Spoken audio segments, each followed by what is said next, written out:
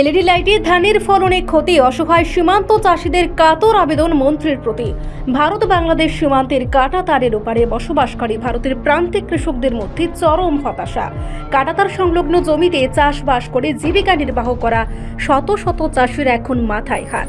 কারণ হিসেবে তারা দায়ী করেছেন সীমান্ত এলাকায় বসানো উচ্চ ক্ষমতা সম্পন্ন এলইডি লাইটগুলিকে। কৃষকদের অভিযোগ, এই লাইটের তীব্র আলোয় ধানের চারা একেবারেই ছনের মতো শুকিয়ে যাচ্ছে।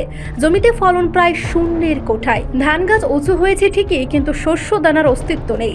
এছাড়া সম্প্রতি কাটা তার থেকে প্রায় 5 মিনিট দূরে মাটির উপর নতুন করে আরেক সারি তার পেতে দেওয়া হয়েছে, যা কৃষকদের জন্য নতুন বিপদ। জমিতে কাজ করার সময় প্রায়ই ওই মাটির কাটা তারের আঘাত লেগে কৃষকরা রক্তাক্ত হচ্ছেন।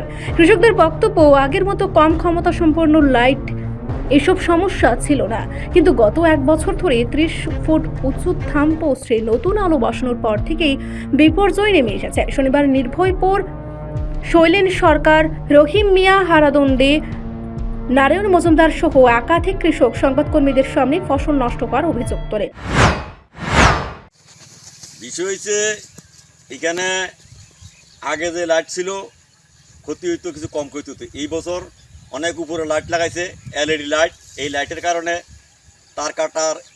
কাঁটাতারের এইদিকে ওইদিকে মিলিয়ে প্রায় কানে জমি দেখতেছেন। এই জমি ধান হয় ঠিক আছে, ধানের সরাই আনা ফসল আনা ময়রা জায়গা আগুনে পড়ার মতন হয়ে গেছে। দেখেন মানুষের কানে সম্পত্তি হাজার হাজার টাকা পুঁজি খাটাইছে, এই ব্যাপারে কারো কোনো উদ্যোগ নাই।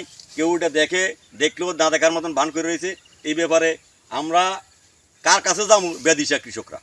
হ্যাঁ, এখানে কি বিএসএফের কাছে বলে কয় এটা আমাদের জায়গা, আমরা জানি না, তোমরা ওই বিডিওর লগে কথা কও, ডিএমের লগে কথা কও, এটা আমরা কইয়ে লাভ নাই। হ্যাঁ, আমরা বর্ডার দেখার মালিক, আমরা এসব দেখে লাভ নাই। অন্যরা কইলেও এটা বিএসএফের ব্যাপার, বিএসএফের দেখো।